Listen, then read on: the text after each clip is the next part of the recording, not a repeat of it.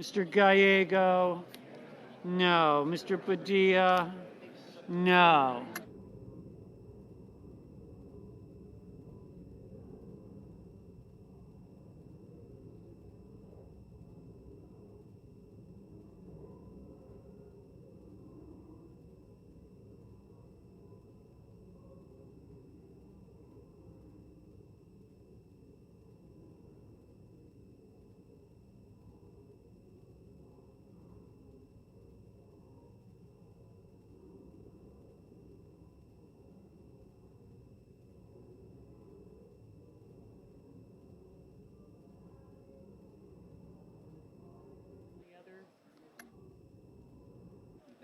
Ms. Duckworth? Ms. Duckworth? No.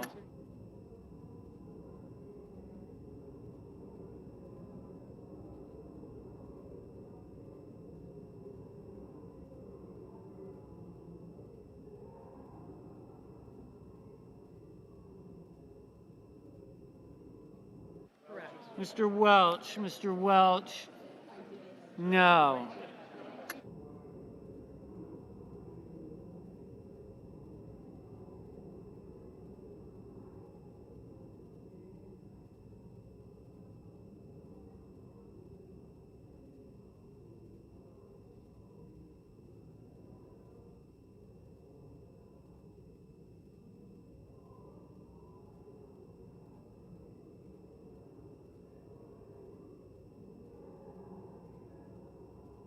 Mr. Lujan? Mr. Lujan? No.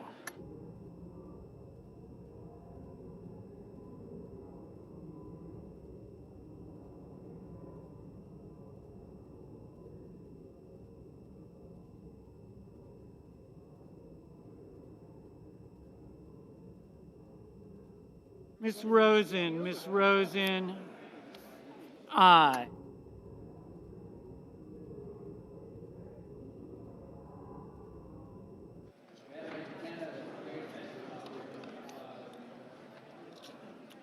On this vote, the yeas are 60, the nays are 40. 3/5 of the senators duly chosen and sworn have voted in the affirmative.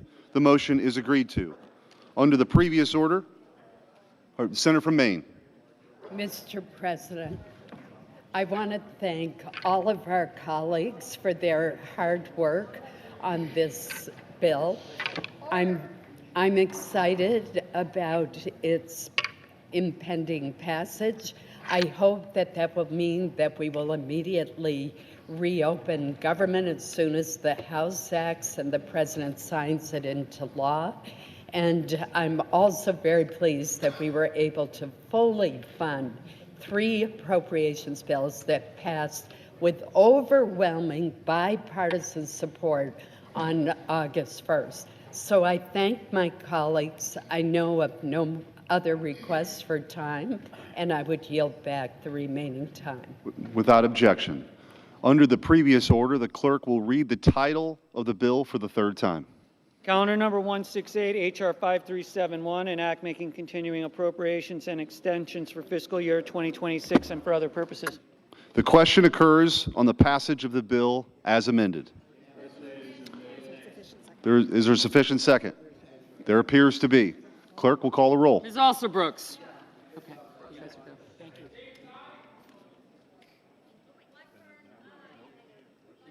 Thank you. Thank you. You got it. White House, no. Thank you. Thank you. Yes. Thank you. McCormick. Yes, ma'am. Thank you. Thank you.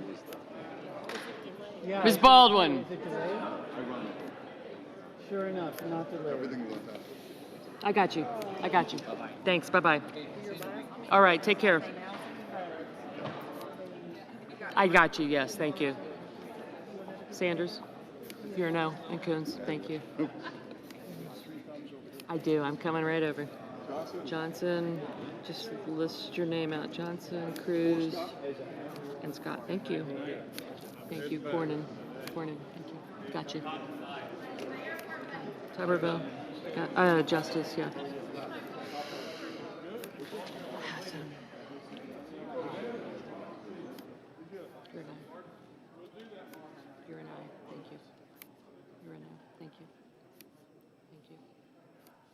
Thank you.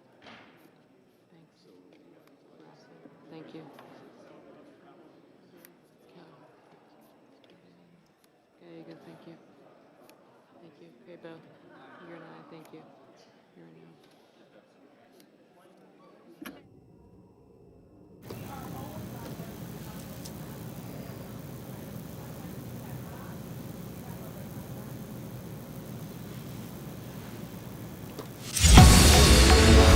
All right, it's 9 o'clock on this Monday night. Tony P, sir. producer Chris, this is the Live Zone Primetime, and you guys know the deal by now. If something is live and happening now, we are going to bring it to you.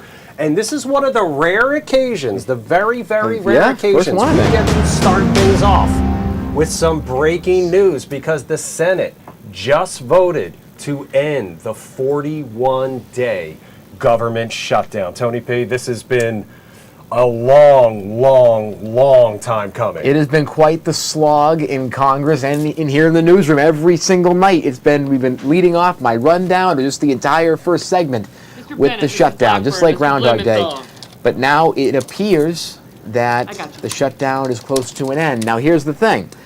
There still Ms. needs to be passed in the Rochester, Mr. House and a Booker. signature by the President. And Speaker Mike Johnson today Mr. mentioned, Benjamin. hey, get your butts back to D.C. as fast Mrs. as you Britt, can, the Mr. members of Blythe. Congress.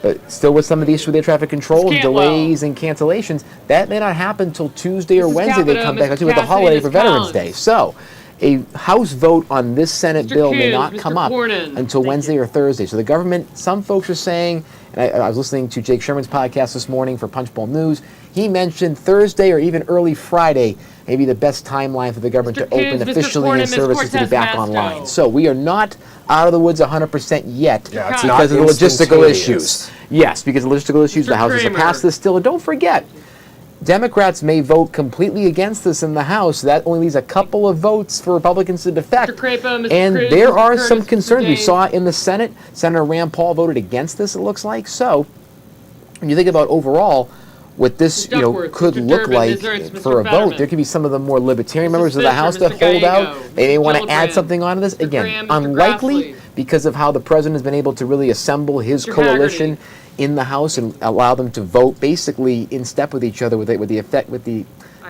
exception of one or two votes. But overall, Chris, Ms. this is Hassan, Mr. probably going Holland, to Mr. pass. An Heinrich. 80-90% chance this is Mr. going to pass Hickenlooper. the House on Wednesday or Mr. Rona, Thursday, Mr. and we'll Hovind. have an open government by Thursday or Friday this weekend. We'll have Houston, people going Mrs. back to work, Hyde-Smith, checks Mr. flowing Johnson, again, Mr. SNAP Justice, benefits guaranteed, Mr. Kane, Mr. and Kelly, a Mr. lot of Kennedy. the museums and resources that Kim, people did Mr. not have, the King, general Ms. public, Klobuchar, they'll have access to that, as well as the air traffic Mr. controls will be Langford. back fully paid, and our airports will hopefully be Mr. moving Lee, forward Mr. again. But this is a Lujan. big moment, and the biggest thing about this from the political side is that there is a lot of internal dissension tonight in the Democratic Ms. Party with Senate leadership, Yeah, as well as that's the right. overall Mr. Markey. moderate coalition in the Senate and the Democratic Party generally.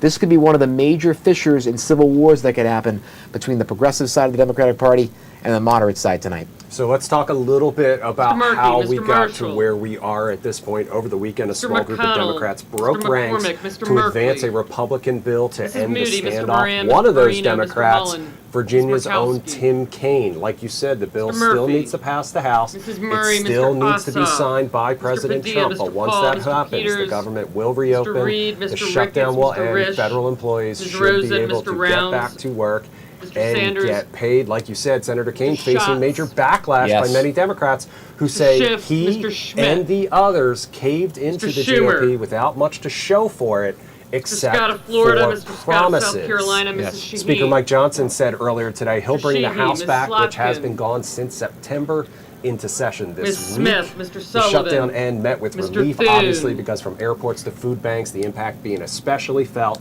all across the DMV. Mr. Tillis, Mr. you- Tuberville, Mr. Van I kind Hollen, of defer to you Mr. when Warner, it comes Mr. to some of Warnock. this Senate parliamentary Yes, process. yes. So we heard the vote. Yep. What is happening now? So basically, this Warren. bill, right, is a continuing resolution, a CR. We've heard this the entire Mr. Welch, 41 Clean days. White It's a clean CR. Yes. Now, there's a couple of caveats that were Wicker, added Mr. to Wyden. this. So there's one, again, kind of outside the bill promise. It's not written down, but it is a promise from Senate Mr. Majority Young. Leader John Thune that there will be a vote, a separate vote. Democrats can pick whatever bill they want to put up with it for the extension of the ACA Affordable Care Act subsidies. That was the biggest reason why Democrats shut the government, or basically did not vote with Republicans to keep the government open. It was because of the ACA subsidies that are slated to expire at the beginning of next year, 2026. And as you know, Chris, we have open enrollment for the Affordable Care Act. Anybody that gets their health insurance or part of it through Obamacare and those exchanges across the states, or if you're an independent contractor like myself who goes through the exchanges, you have to deal with these premiums. And a lot of folks, based on their income thresholds, have subsidies that help them keep the cost of their insurance low, their premiums low. Those premiums through the open enrollment have been announced that they're actually going up. Some people 20%, some people 100%. So that was a big issue, a tangible, more kitchen table issue that Democrats wanted to fight on. That is not something that's included in this bill. They are not getting extensions on subsidies, not even for 6 months, not even for a year. There are no extensions of ACA subsidies in this compromise bill. There is a promise for a vote on it in December before these subsidies expire. Now, Speaker Mike Johnson today mentioned that he is not guaranteeing a vote in the House on the ACA subsidies. So if the Senate passes that, no guarantee in the House. So that's one part of the bill. It's kind of an IOU type promise. More technically, in this new CR, that's basically the same thing that the Republicans offered the Democrats a month ago, is that there are major restrictions on future RIFs or reduction in forces for federal government workers. And also there's more protections put in place in terms of if people, people coming back from the shutdown, those firings that happened during the shutdown will most likely, again, the technicalities to be worked out, will most likely be rehired back, and future RIFs will not be able to take place in terms of post this shutdown and in future ones as well. So that's the major thing that Democrats are able to receive today in terms of a compromise or a give-in from Republicans. But for the most part, there were no give-ins at all from Republicans. The third thing, this is more of a technicality, is that SNAP will be fully funded throughout fiscal year 2026. So even if there is a shutdown, the administration or the Congress cannot hold back any funds in the event of a shutdown for full SNAP payments. So you could call those wins for Democrats, but they're very, very small compared to what the base was looking for and what they originally held out for, the whole messaging through these 2025 elections in Virginia and New Jersey and Georgia and in New York as well. It was all about the ACA. That is the health care marketing that the Democrats want to go with to see if they can really spur up turnout. They did for 2025. Let's see if it works in 2026. My thinking, Chris, is that they're pushing this off and making sure. Well, that's what I was going to say. Right, yeah. This is a little bit of kicking the can down It the is, road. because it's only the in a similar position come mid-December and the beginning of the year. A, B, Tony. Obviously this is more from a view, opinion standpoint. Of course. But when it comes to winners and losers here. Obviously, neither side wanted to look like they were backing down. But in the end, Senate Democrats did end up voting on a bill that had been on the table since September. Right. So basically, all of this, in essence, was for nothing but promises. From that standpoint, who comes out tomorrow and gets to brag about ending the shutdown? Well, first of all, in shutdowns are kind of like marriage divorces, right? There's no winning, there's only degrees of losing. Right. So both sides lost in their own degree here. Throughout the shutdown, it looked like that Democrats were winning the messaging war over the health care subsidies, and even President Trump acknowledged, I think it was last week, that Republicans were losing the shutdown, and there needed to be a change in energy or, the filibuster being eliminated or some type of messaging battle, because even the president acknowledged that they were losing it. After this move, in my opinion, again, just taking from 5,000 feet, I think Republicans win this shutdown because they held firm for the most part. And there's no guarantee that they have to vote in the ACA subsidies. They could come back and vote against it in a month from now. And the House could say, no way, we're not doing it at all anyway. We're not even having a vote. So Democrats lose their biggest bargaining chip because they, quote unquote, caved in. And they didn't get any other real commitments. There wasn't any policy riders on this for real. There's a promise. And don't forget, SNAP is funded through mandatory spending. So it doesn't really matter that they enshrined it for 2026. It's basically a logistical matter. So they won a logistical matter, and they won some protections for federal workers for future firings and for some of the past firings. Okay, that's great for federal workers, especially with the Federal Employees Union coming out against the shutdown. So I guess you're helping out one part of your constituency. But there are folks tonight across the party, whether it be individuals who are on the ACA exchange that are going to see these premiums go up, as well as the more online progressive community. There is anger across the board, up in arms tonight. Now, I'll take a different tact on this. Democrats viewed this, these 8 Democrats, looked at it as we're kicking the can down the road until January 31st. So this is not a caving in for the whole year or 6 months or even 3 months. This is till January 31st. And then they have to re-vote again on this, basically. They have to have another round of negotiations and more appropriations bills, and the ACA conversation may have to come up again, even if it gets voted down in December. So as we head into February, there will be potentially another shutdown upon us. So those 8 moderates might say, we didn't really cave in, we just wanted to get the relief to people for the holiday season, and we weren't getting anywhere with this tactic with the Democrats, with Republicans and Democrats anyway. They weren't budging, meaning Republicans were not budging on this issue of ACA, and that's what they thought. And a lot of the 8-member caucus, I'll call it, of the moderates have voted this way. We're telling reporters there were many more senators in our caucus that were breathing a sigh of relief beyond us. So it seems to me that they had more than 8 votes, but they needed 8 people to fall on the sword. And those 8 individuals, they're either retiring, coming up in 2026, so no primary fight they have to take on, or they're not heading in for re-election until 2028 or 2030. In the case of Senator Tim Kaine, that year is 2030 for him. So in my mind, Senator Schumer, Minority Leader Schumer, I think allowed these 8 to vote this way because they were speaking for a larger part of the caucus, including Senator Schumer. Well, speaking of that's Schumer, caused some issues. Speaking of Schumer, we're going to keep an eye. That top left box is going to stay that Senate floor. But Speaking. let's dive into what Tony P. has been watching today, because perfect timing. You're starting off with Senator Schumer today. Yes, so folks, for the rundown tonight, we're starting with the man on your screen. Senate Minority Leader Chuck Schumer is under heavy fire from his own party after a wave of progressive lawmakers and grassroots groups have called for his resignation as party leader in the Senate. Several House Democrats are now publicly declaring that Schumer has failed to meet this moment and say it's time for fresh, more aggressive leadership in the Senate. Their complaints go beyond policy.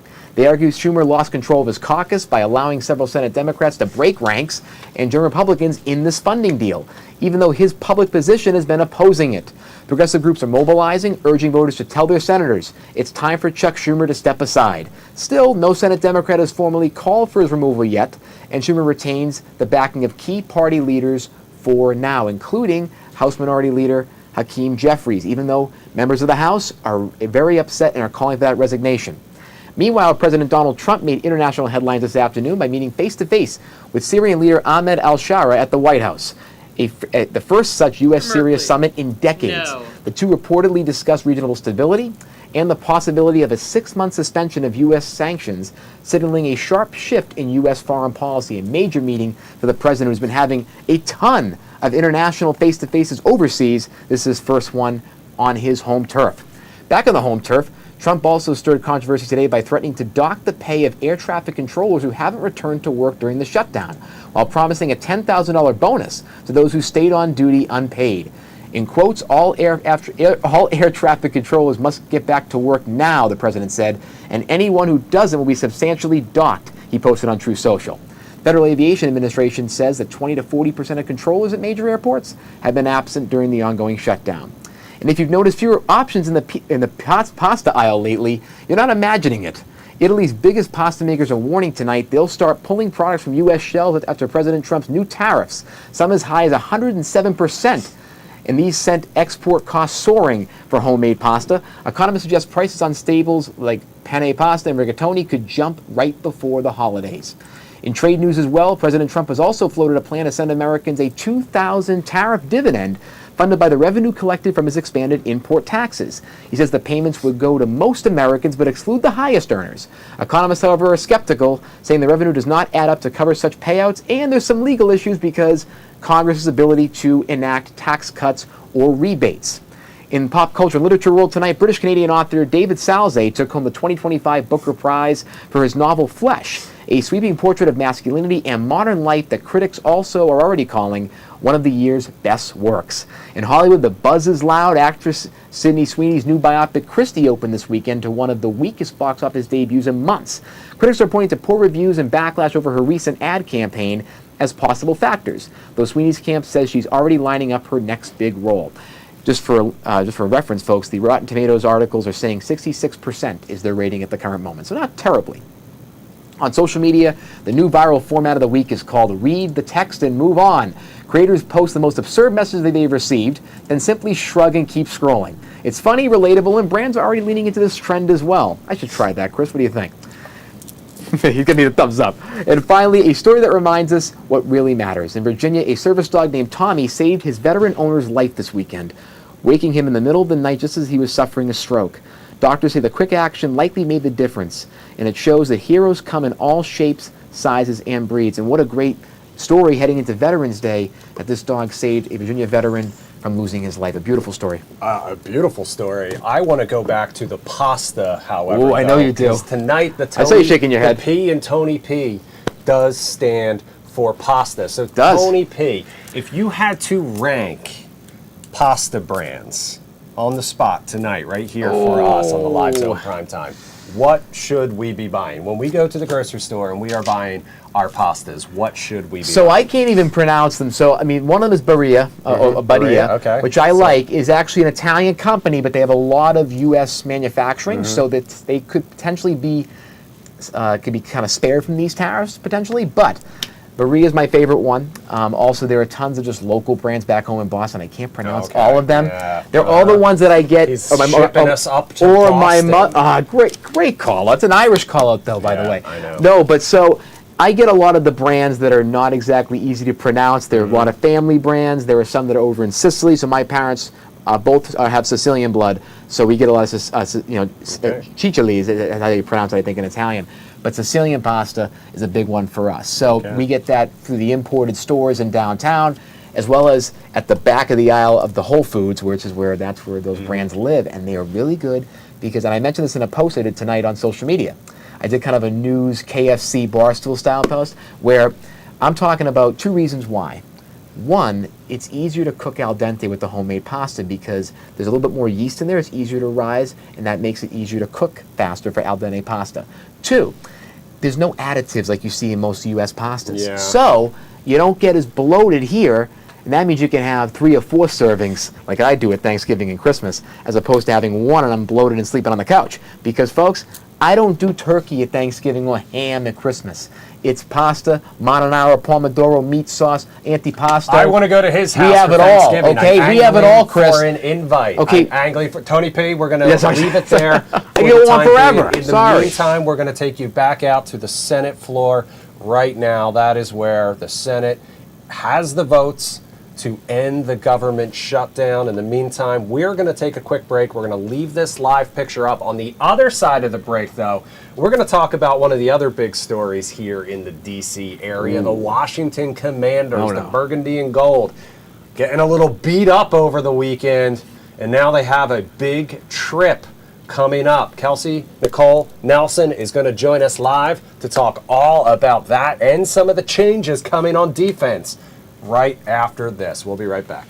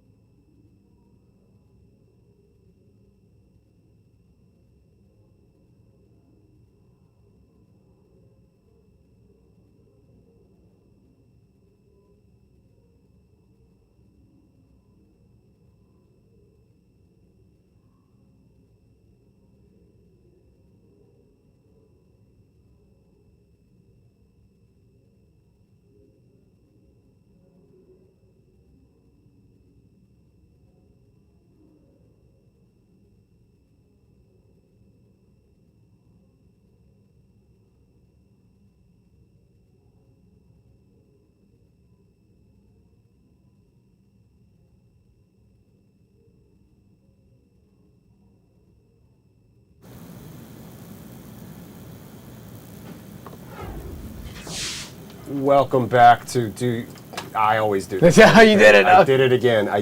Welcome Oh, back my to God. Live Zone Primetime on this Monday I like night. the show though, so it's like it. I appreciate it's like that it. very much. All right, let me drop that QR code. All right, so bottom, that is that live look from the Senate floor on the left. Left, right? This is Yes, where I left- get confused. lefts All right. and If you're rights. watching us, you can tell the difference Like, between the yes. Senate floor and the Washington Yes, I hope- Commanders. I hope But so. we do have to talk about them because the Burgundy and Gold fans woke up today probably feeling a little black and blue if you watch that game against the Lions because they No took good. a beat down at the hands of Detroit on Sunday. The final score 44-22. That was the 5th straight loss for the Commanders, Tony P, if you're keeping track. Yeah. Their record now 3-7. Next up, an international matchup with Miami in the city of Madrid. A little international flavor Yeah, for I mean- and some national spotlight international Right. game for the Commanders. First, though, today, Coach Dan Quinn said he is making some changes on defense, and I think a lot of people hoping that would be the case. So to talk more about this, we need to turn to sports journalist Kelsey Nicole Nelson joining us now live. Kelsey, thanks so much for spending some time with us tonight. Of course, thank you for having me. But later offline, Tony P, we're going to have to talk about you not being a turkey at Thanksgiving person because we all know turkey and Thanksgiving go hand in hand. I don't understand people not doing turkey. I'll say at one thing. We have a small turkey breast that we put off to the side just to check the box off. I will have a couple of bites. I promise.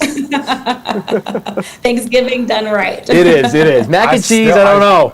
Ooh, okay. Convince me, both of you. Convince me. Wait He's a starting second. some violence, Chris. You I know. need to bring some peace. I'm a Mac and rage bait cheese is person. pasta. That counts, Tony P.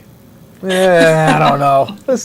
So we will. We could I spend will. the rest of the evening having this discussion. Our And as we get détente is over. As we get closer to Thanksgiving, maybe Tony P and I will each bring in one of our favorite, items. I or like something. that. So we'll see. Yes. There's lots of room.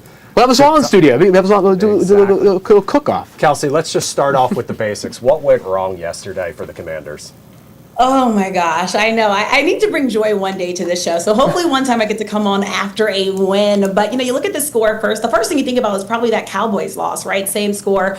This one being at home, right? You think about it being a prime time game in that 4:25 time slot. There was so much attention on this, and we all know this was a must win for the Washington Commanders. And Chris, you kind of alluded to it. The defensive woes continue to plague the Commanders. We're looking at a team 5 straight losses, and those 5 straight losses they've allowed at least 25 points, folks, to the opposing teams. They're averaging right now, giving away 28 points.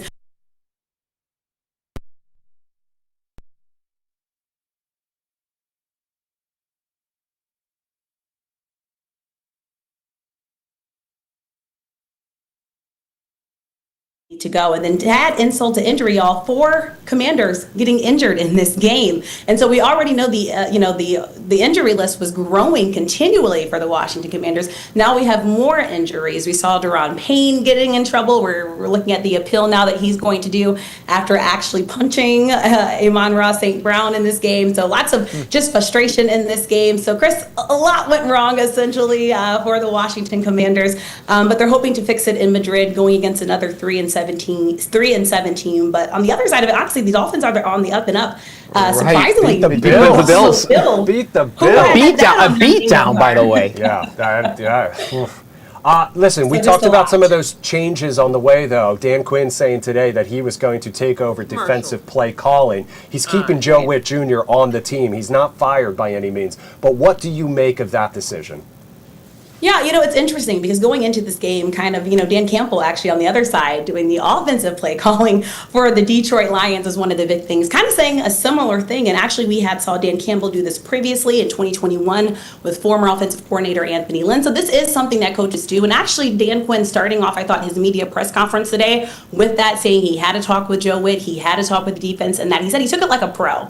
So I think that spoke a lot of volumes. But, in today's NFL, we know how valuable these head coaches coach jobs are, right? I mean, we just saw Brian Daboll, we're looking at the NFC East, get fired, right? And that's the one team sitting under the Washington Commanders in the NFC East. I think Dan Quinn, he hears the noise, right? And a lot of it has been on the defensive side of the football. We've talked previously on the show too, the Commanders being one of the oldest teams in the National Football League. And we look on that defensive side of the ball, you do see some of that age. And so I think Dan Quinn just is going to go back to, sometimes you got to keep the main thing the main thing. He's going to do that because he knows defensive ball. And going against the, Dolphins in Madrid, this is a must win if there ever was a must win on the schedule. And, I think especially this decision comes at an important time because Tua Tagovailoa, though they won that game right against the Buffalo Bills, he did throw 2 picks. He can throw interceptions. And so I think this is a game that the defense is going to have to make some noise on because there is a lot of pressure on Marcus Mariota. And let's remember, we just also saw the Commanders are going to be down another wide receiver now going into this game. We already know they're depleted. Terry McLaurin obviously not playing, though he will travel with the team. So all in all to say, I think the defensive side of the football is going to be where the vast changes have to be made just to make it a little bit easier on backup quarterback Marcus Mariota. And again, this kind of young team that the offense is going to have to continue to mesh because of all the changes. What do you think is like the main On this granular vote, issue the ayes are with the 60, defense? Is it the more nays pass are rush? 40. Is it Bill as amended in the secondary? is Is it a passed. blend of both? Under the Or is there previous one order, the motion thing to that's really reconsider hurting this is defense considered made and more laid upon the technically table. that could be potentially improved with some new play calling? Yeah, where to begin? So you allow 546 yards of total offense. You allow 226 rushing yards. Honestly, the Commanders are one of the worst teams against the pass. So I think right now, if you're watching that game, you just Senator from Maine. see too many open holes. Now, the Lions are a very talented team. We saw their wide receivers, so it's not an easy team to cover. Right. Jameson Williams, we saw how successful he was. He went for the second time over 100 yards. So I think in the past is where we're really seeing the problems, Tony P. But also, Jared Goff. We didn't see any sacks, fellas. We got to put some pressure on the quarterbacks. So I think that's going to be another thing. The Lions were able to score in 8 consecutive drives. And so, again, Dan Quinn, the work is going to be cut out heavy for them in Madrid, but it starts, you can't allow the easy passes. Again, Right. there are some talented wide receivers on that Dolphins squad. Don't let that 3-7 record fool you, folks. The Dolphins are actually a 2-point favorite heading into this game. So all in all to say, a lot needs to be done, Tony P, on the defense, but I would start with protecting the pass. Do you sense that in the building that this game might be the line in the sand, that they can't win this game, they may be thinking about putting people on the shelf, rebuilding for next year, or is this team going to go all the way through no matter what? I do just want to, just real quick, Kelsey, I just do want to let Yeah. people out there watching know that the Senate has now officially passed the bill to end the 41-day government shutdown, officially wrapped up the vote. It has passed. That means it will now go to the House for a final vote later this week. You are taking a live look at it. We are going to keep that live look up. But Kelsey, we are going to come back to you to answer Tony P's question. I just wanted to make sure anyone out there watching right now did know that we are keeping an eye on what's going on down there in the corner.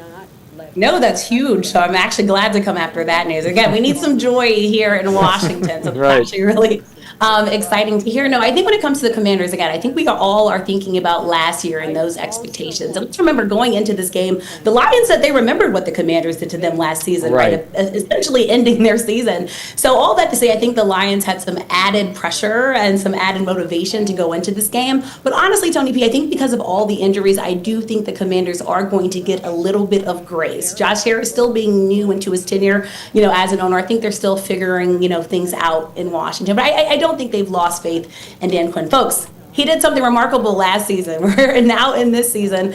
And again, the injury bug hurts. Not having Jaden Daniels, we're talking about a league right now where a lot of the top players, of course, are the quarterbacks. And JD5 does make a difference on that football field. So, of course, losing him was huge. So all in all to say, I think the Commanders are going to try to do the best they can with what they have. Dan Quinn has always preached, Tony P, the next man up mentality. Right. So he is looking for players to be that next guy, kind of be that next star. I think we've seen that with the running game with Washington this season, right? No really big flashy names. We saw the changes on that.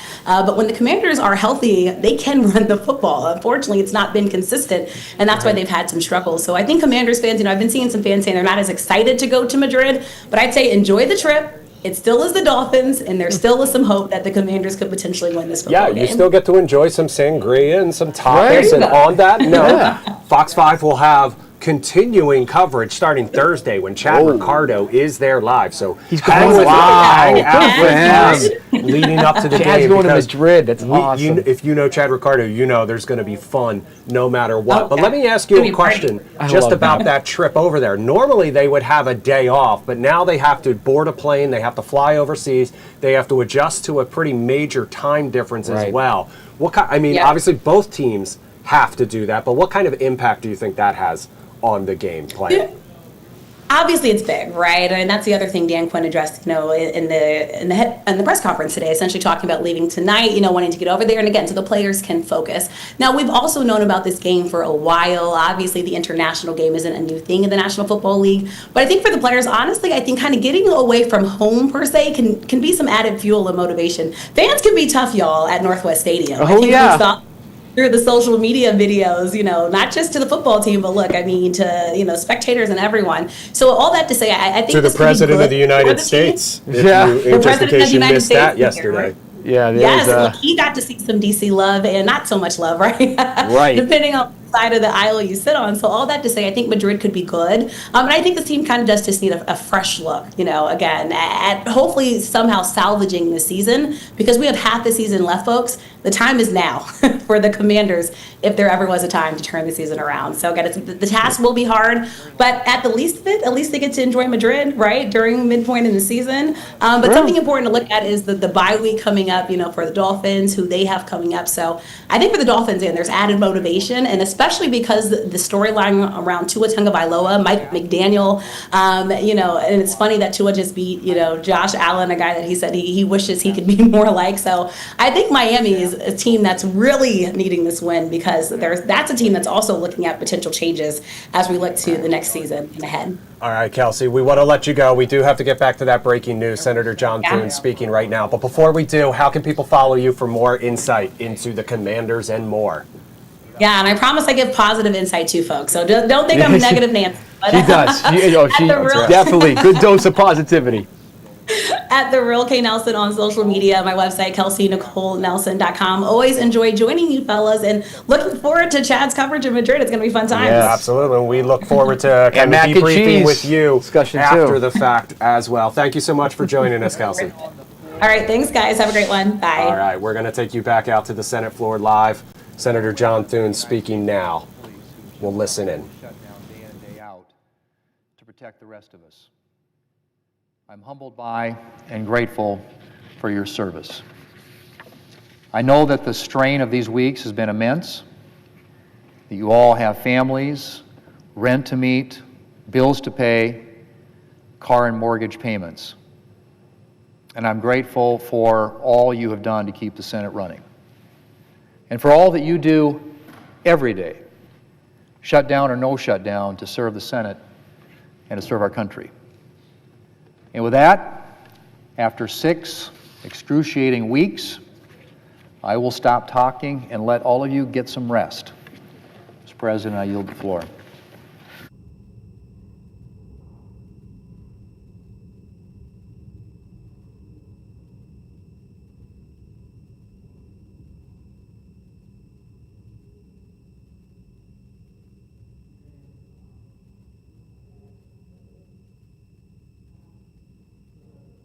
Majority Leader. I move to proceed to executive session to consider calendar number 515. The question is on the motion. All in favor say aye. Aye. All those opposed? The ayes appear to have it. The ayes do have it. The motion is agreed to. The clerk will report the nomination. Nomination, Nuclear Regulatory Commission, Ho Nie of Alabama to be a member. Mr. President, I send a cloture motion to the desk. The clerk will report. Cloture motion, we the undersigned senators, in accordance with the provisions of Rule 22 of the Standing Rules of the Senate, do hereby move to bring to a close debate on the nomination of Ho Nie of Alabama to be a member of the Nuclear Regulatory Commission, signed by 17 senators as follows. Mr. President, I ask consent to reading the names be waived, Without objection. and I move to proceed to legislative session. The question is on the motion. All in favor say aye. Aye. All those opposed, no. The ayes appear to have it. The ayes do have it. Motion is agreed to. Mr. President, I move to proceed to executive session to consider calendar number 464. The question is on the motion. All those in favor say aye. Aye. All those opposed? The ayes appear to have it. The ayes do have it. Motion is agreed to. The clerk will report the nomination. Nomination, Department of the Treasury, Donald Korb of Ohio to be Chief Counsel for the Internal Revenue Service and an Assistant General Counsel. Mr. President, I send a cloture motion to the desk. The clerk will report. Cloture motion, we, the undersigned senators, in accordance with the provisions of Rule 22 of the Standing Rules of the Senate, do hereby move to bring to a closed debate on the nomination of Donald Korb of Ohio to be Chief Counsel for the Internal Revenue Service and an Assistant General Counsel in the Department of the Treasury.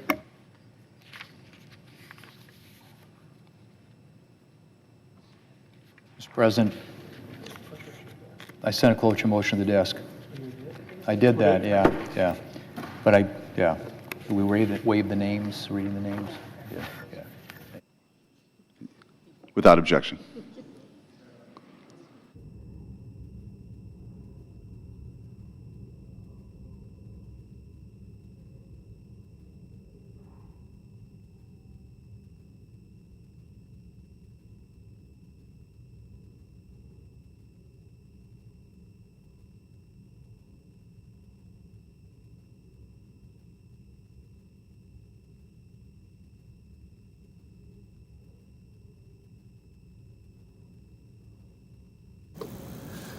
All right, we've been listening in to the Senate floor moments after they reached a deal to end a record-setting 41-day shutdown. But Tony P., as we've been listening in, the Senate has also been taking care of some other business. Yes, they as absolutely well. have. So they're doing nominations now. So there's still a lot of positions to be filled, especially the IRS and the Treasury Department, as well as some Labor Department positions.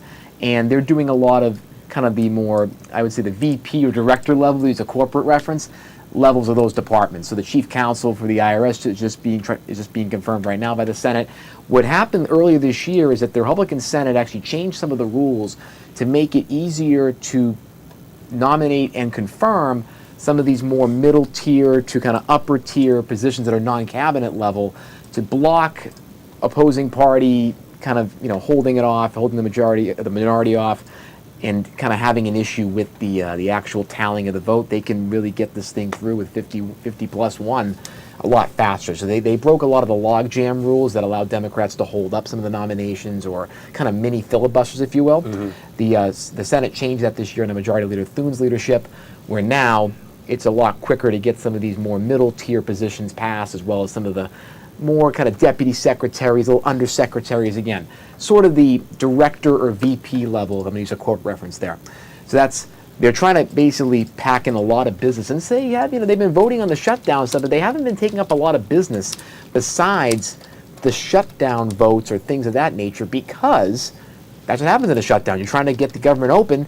They're not covering as much other business like confirmations and nominations or other legislation as well. So in the next couple days, especially when the House passes this potentially, you will see more business being done from the confirmation side as well. But to wrap up the shutdown conversation, Chris, when you look at this calculation, and a major part of where kind of moderates, independents, and some of the more progressive Democrats are sitting at is, if this was your plan all along, why carry it out for 40 days? Because there's reporting from Axios tonight that Chuck Schumer actually was the main reason this shutdown went on for as long as it did. There were times at the beginning where senators in that more moderate caucus wanted to break rank and vote for the Republican proposal, but Chuck Schumer had convinced them that we hang on a little longer. Republicans may cave on the ACA issue because of the SNAP payments stuff coming and the air traffic issues. And they saw the polling where Democrats were sort of winning the messaging battle. But it seems at this point that those 8 senators said this is not going to work out. That's the calculation that they made, that we're not going to get the ACA subsidies anyway, and we can't keep the government closed for much longer to inflict more pain on individuals as they head into the holidays, because that is a very tangible part of the year where people are traveling to see their families, they're eating together. A lot of the costs and the pain from the shutdown could be more tangible and visible. So I think that's the calculation that they made. But the biggest thing will be, how does this impact the ACA battle if it doesn't pass in either January or December with this vote? And how do Democrats message that to a base that is not very happy with them because they, quote unquote, caved in this shutdown fight. So it's a lot of dynamics that are coming up. Republicans could also get blamed because let's not forget, the average American is not watching the Beltway every single day and watching Senate votes. They feel what's coming to them, what's tangible. And they want politicians and leaders that empathize with their struggle. And if Democrats hit the right messaging when it comes to the ACA and the health care costs, which Democrats have won on for the last 10 years, it's been one of their most salient issues, they might be okay, even with this shutdown, because a lot of folks don't remember shutdowns. So in 6 months to a year, it could be a different ballgame. All right, well, as Tony finishes up his final say on what's happening on the Senate floor, I do want to draw your attention to what's happening in the bottom right box on the screen. That is a Turning Point USA tour protest that had broken out outside of the University of California in Berkeley. This happened earlier tonight. The protest did get a little heated ahead of what was supposed to be the final stop on the Turning Point USA tour. I believe Rob Schneider was one of the featured speakers, but as of right now, it looks like a lot of people still gathered outside that event, protesting right now. We will keep a live look on both of these stories as they continue to develop, and as they continue to develop, especially with the shutdown over the next few days. We are going to take a real break now. Up until this point, we've just been taking you to some of these live pictures, but we are going to take a real break. And on the other side of it, the CEO of the matchmaking group 3-Day Rule is going to join us live to talk about Singles Day, which is tomorrow, in case you didn't know. We're also going to talk about their new AI matchmaking app that might make it a little easier to find your boo this cuffing season. We'll find out more about it coming up on the other side of the break. We'll be right back.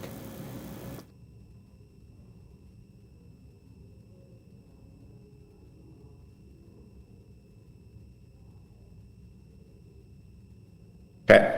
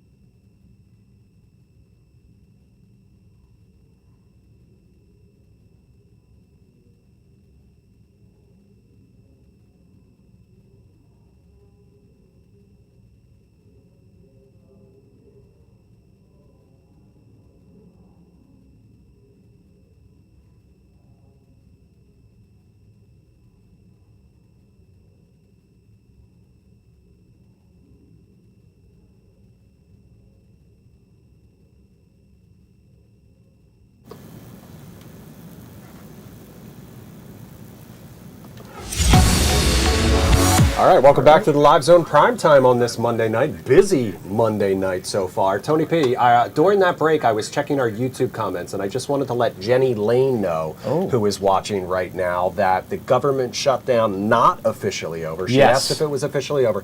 Not officially over yet, but we are closer than we have been at any point, thanks to the Senate vote that we have been keeping an eye on all night. In the meantime, we do want to move on now, though. Tomorrow, I think, for a lot of people, when they think of tomorrow, November 11th, they think of Veterans Day. However, it is also Singles Day. I learned that recently. It's also cuffing season, as you may or may Oh, the not know. official opening I mean, of look it. at this guy, like always, Hey, is talking already about cuffed. cuffing season. Already cuffed. This is my first singles day in a couple of years where I won't be You part won't of that be cohort. So looking for not love, to brag, but well, not to brag, but there are a lot of people out there who may be looking Yes. for a love and maybe looking for new ways to meet. We talked on the Oh, 7:30 yes. earlier tonight about how a lot of people are kind of over dating apps. And that's where old-fashioned matchmakers may come in. Oh, yeah. But there's nothing old-fashioned at all about what the 3-day rule can do for you. So I do want to bring in 3-day rule CEO Adam Cohen as Latte to join us to talk more about not only Singles Day, matchmaking, the 3-day rule, and this new AI-powered app and how that can help out. Adam, thanks so much for joining us tonight. You got it, guys. Seems like we have a lot to get through. Yeah, I mean, I think that I got a lot of questions right here for you. First and foremost, talk to me a little bit about Singles Day. So Singles Day is the day that kicks off cuffing season. And for those of you who don't know, cuffing season sounds exactly just like it is. You're cuffed to another person. This is also the beginning of breakup season. So people tend to break up with individuals because they don't want to bring bad relationships into their family unit, into family dinners, into awkward family experiences. So they're out with the old and in with the new. But sometimes we make impulsive decisions on who to date, and we do not want to do that. So I definitely want to get into some tips this cuffing season to make sure that you're doing it correctly, but also maybe with AI. So what would be your advice for anybody out there that is burned out by the dating apps, the constant swiping, but may not be able to afford, a major, matchmaking service, have a personal concierge help them out? What would be your biggest advice for them navigating dating and finding love through a matchmaking app like yours? So this is a really great point. So dating apps have been the talk of the town for the last 12 years. But the reality is, and for so many people that are watching, there's a 9% success rate with dating apps. Wow. Unfortunately, it doesn't really work that well for long-term relationships. Matchmaking, the traditional matchmaking where you get a matchmaker and a date coach, they vet people for you, you find true compatible love. There's an over 80% success rate. Matchmaking truly works and has been used for hundreds, if not thousands of years. But how do we get this service that works affordable for everyone? Well, we figured it out here at 3-Day Rule. So for any of you out there who want your own matchmaking service, definitely go to 3dayrule.com and you can find out how to get your own private matchmaker. But we've taken the last 15 years of our business data and we've transcribed it into our own AI. It's taken us 2 years to build this. And we've built an experience in an app form that literally mimics what a matchmaker does. So when you download the app, there's a person, or it sounds like a person, on the app getting to know you, understanding not only your answers to questions that you speak into your phone, but also it understands your tonality and how your tone may change at the end of a phrase. It can pick up on if we think you're telling us the truth or telling us something that you think we'd like to hear. And we want to get into who you actually are. The more we know about you, the better we can match you. And then we bring you matches inside the app, one-to-one, and we tell you exactly why Steve and Deborah are a match for each other in a very detailed way. And then we open the conversation. And this is the approach to matchmaking, which doesn't leave it to Jesus, but actually there's a method to the madness that actually translates into relationships for so many singles out there. So a lot of times when we talk about like dating apps and AI, we're thinking to ourselves that the AI is helping people like craft pickup lines, or it's like filtering people out based on, whether it's superficial things. But this is more of that blending technology and human expertise, if I'm understanding correctly. Exactly, that you have the nail on the head. So on a typical dating app, we call it the wild, wild west because you're self-selecting people who you think are good for you and they're self-selecting you back. And you know very little information about them. Do they like tacos and long walks on the beach? But everyone likes tacos and long walks on the beach, so it does not mean you're compatible. In our iteration of our app, the 3-Day Rule app actually gets to know you and asks you over 150 questions, and every single person that downloads the app and uses it gets a different series of questions based on how you've answered, who you are, and what exactly you're looking for. We don't only look at your answers, but we also look at how you answer specific questions. The more you use the app, the more that we get to know specifically what you're looking for. Sometimes people say what they're looking for actually turns out to not be what they really want. And the app can figure that out for you and only set you up on dates with people that have truly what it is that you're looking for, both physically and emotionally.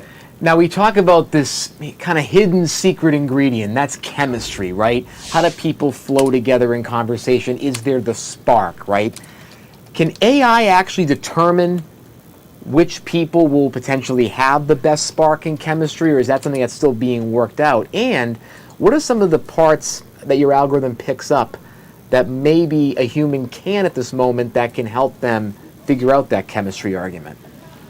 You know, I think one of the reasons why matchmaking, traditional matchmaking, has been so successful is because when a human being is vetting a person for you, they have your best interests at heart. They're not just asking people a series of questions like, do you want to have children, and, were you divorced, and what kind of career aspirations do you have? They're truly understanding that person's personality and looking for a personality connection. What dating apps don't do well, and they don't have the data for, is understanding what two personalities actually connect and then layer on emotional intelligence and physical attractiveness and all those other things. We have that information.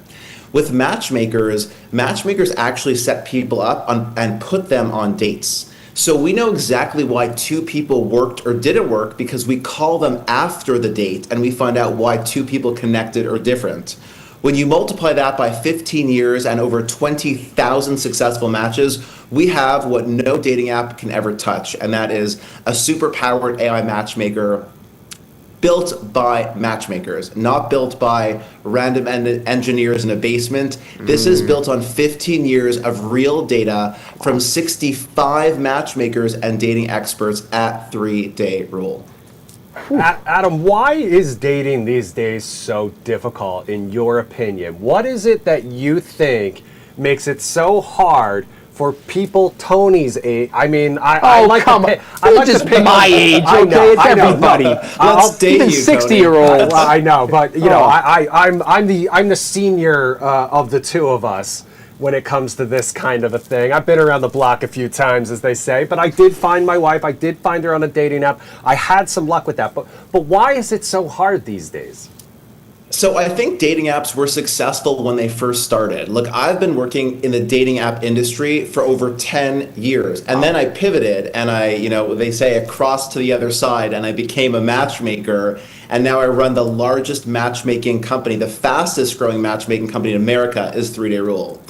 One of the reasons why dating apps have not worked very well in current time is because people are fed up and they're ditching the apps. So all the good people that you want aren't there, and it's left with, I hate to say trash, but it's left with fewer quality people. So if you're looking for a long-term relationship, those people who were there 10 years ago are long gone, and you want to know where they are? They're at companies like 3-Day Rule. You can join our database, you can join our network for $0. Go to 3dayrule.com and you're already inside the database. Wow.